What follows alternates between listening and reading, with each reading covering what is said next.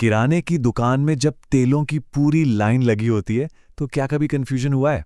आज हम इसी कंफ्यूजन को दूर करने वाले हैं और ये समझने वाले हैं कि हमारी सेहत के लिए सबसे अच्छा तेल आखिर है कौन सा।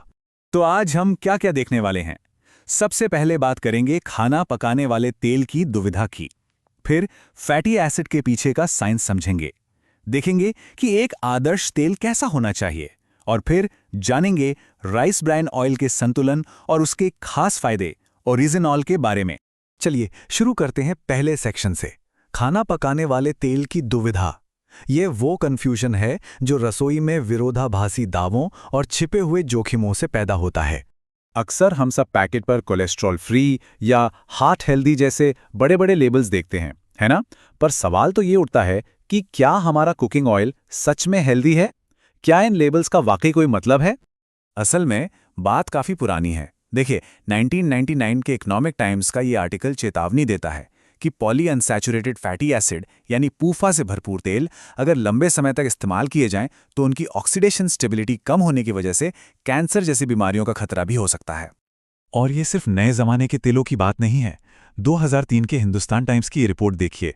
इसमें सरसों के तेल को भी दिल के दौरे से जोड़ा गया था। वजह, इसमें मौजूद हाई एरोसिक एसिड जो दिल के इलेक्ट्रिकल इंपल्स में रुकावट डाल सकता है। मतलब हमारे पारंपरिक तेल भी सवालों के घेरे में रहे हैं। तो फिर सही और गलत का फैसला कैसे हो? इसके लिए हमें तेल के पीछे की साइंस को समझना होगा। तो चलिए अब डिकोड करते हैं फैटी एसिड्स को, जो हर खाना पकाने वाले तेल के 3 मुख्य घटक होते हैं। देखिए, दुनिया का कोई भी तेल हो या घी, वो फंडामेंटली 3 तरह के फैटी एसिड से बनता है: सैचुरेटेड, पॉली अनसैचुरेटेड और मोनो अनसैचुरेटेड। और सारा खेल इन्हीं तीनों के बैलेंस का है। यही बैलेंस तय करता है कि तेल हमारी सेहत के लिए अच्छा है या बुरा। तो सबसे पहले आते हैं सैचुरेटेड फैटी एसिड्स या एसएफए। ये आमतौर पर कमरे के तापमान पर ठोस होते हैं, जैसे घी या नारियल का तेल। अब इनकी एक अच्छी बात है और एक बुरी। अच्छी बात ये कि ये स्टेबल होते हैं, पर बुरी बात ये कि ये टोटल कोलेस्ट्रॉल को बढ़ाते हैं, इसलिए इन्हें कम मात्रा में ही लेना चाहिए। जैसा कि हम देख सकते हैं, देसी घी और पाम ऑयल में सैचुरेटेड फैटी एसिड ज़्यादा होते हैं। इनकी ऑक्सीडेशन स्टेबिलिटी तो बहुत अच्छी होती है, लेकिन जैसा मैंने कहा, ये कोलेस्ट्रॉल भी बढ़ाते हैं। तो स्टेबल हैं, पर लिमिट में ही इस्तेमाल करना बेहतर है। अब आते हैं दूसरे टाइप पर, पॉली अनसैचुरेटेड फैटी एसिड्स यानी पूफा। ये कमरे के तापमान पर लिक्विड होते हैं, जैसे सूरजमुखी या मकई का तेल। ये टोटल कोलेस्ट्रॉल को तो कम करते हैं, जो कि अच्छी बात है, लेकिन इनकी ऑक्सीडेशन के खिलाफ स्टेबिलिटी बहुत खराब होती है। इसका मतलब है कि ये शरीर में हानिकारक फ्री रेडिकल्स बना सकते हैं। और ये अस्थिरता, ये इंस्टेबिलिटी एक बहुत ज़रूरी पॉइंट है। कुसुम और सोयाबीन के तेल जैसे तेल जिनमें पीयूफा ज़्यादा होता है, कोलेस्ट्रॉल तो कम कर सकते हैं, पर उनकी खराब ऑक्सीडेशन स्टेबिलिटी के वजह से इन्हें भी लिमिट में ही इस्तेमाल करना चाहिए, क्योंकि ये शरीर में जाकर नुकसान पहुंचा सकते हैं। और आखिर में आते हैं हमारे hero, mono unsaturated fatty acids यानी MUFA। ये भी कमरे के तापमान पर लिक्विड होते हैं, जैसे जैतून या राइस ब्रान ऑयल। और इनमें दोनों दुनिया की अच्छाई है। ये कोलेस्ट्रॉल भी कम करते हैं और इनकी ऑक्सीडेशन स्टेबिलिटी भी अच्छी होती है। इसीलिए ये एक हेल्दी डाइट के लिए सबसे ज़रूरी माने जाते हैं। तो जैसा कि हम जैतून के तेल और राइस ब्रान ऑयल के उदाहरण में देख रहे हैं, मोनो अनसैचुरेटेड फैटी एसिड्स यानी MUFA सबसे आइडियल हैं। क्यों? क्योंकि ये कोलेस्ट्रॉल भी घटाते हैं और स्टेबल भी रहते हैं। यही वजह है कि एक्सपर्ट्स कहते हैं कि हमारे तेल में इनकी मात्रा सबसे ज़्यादा होनी चाहिए। ठीक है, तो अब हम जानते हैं कि तीनों फैटी एसिड का बैलेंस ज़रूरी है, पर सवाल यह है कि वो परफेक्ट बैलेंस, वो आदर्श प्रोफाइल है क्या? साइंस के हिसाब से सही अनुपात क्या होना चाहिए? और अच्छी बात यह है कि हमें अंदाज़ा लगाने की ज़रूरत नहीं है। भारत का नेशनल इंस्टीट्यूट ऑफ न्यूट्रिशन यानी NIN और ICMR ने हमें एक साफ गाइडलाइन दी है। उनके मुताबिक एक आदर्श तेल में SFA होना चाहिए 27 से 33%, प्यूफा भी 27 से 33 और MUFA सबसे ज़्यादा 33 से 40% के बीच। अब जब हमारे पास ये गोल्डन स्टैंडर्ड है, तो चलिए देखते हैं कि हमारे किचन में इस्तेमाल होने वाले आम तेल इस पैमाने पर कहाँ खड़े उतरते हैं।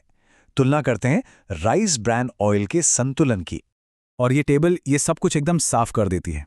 देखिए, अनुशंसित यानी रेकमेंडेड रेशियो है SFA, PUFA और MUFA का लगभग बराबर बराबर हिस्सा। अब देसी घी को देखिए, SFA 67% है, बहुत ज़्यादा।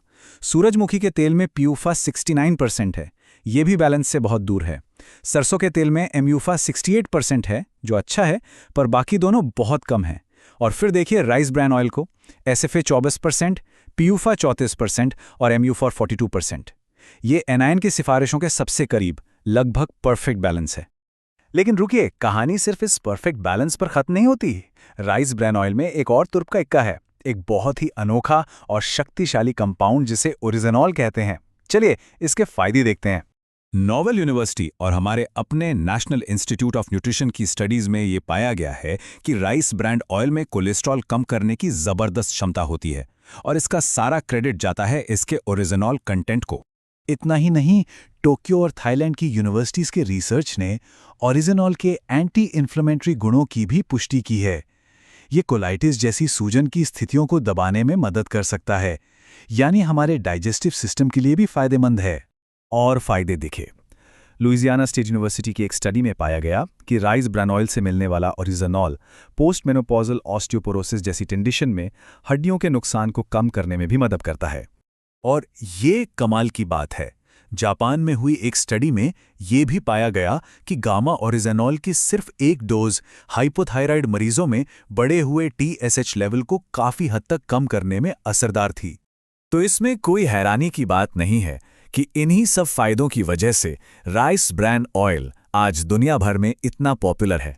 जापान, कोरिया, चीन, थाईलैंड, सब जगह इसका इस्तेमाल होता है।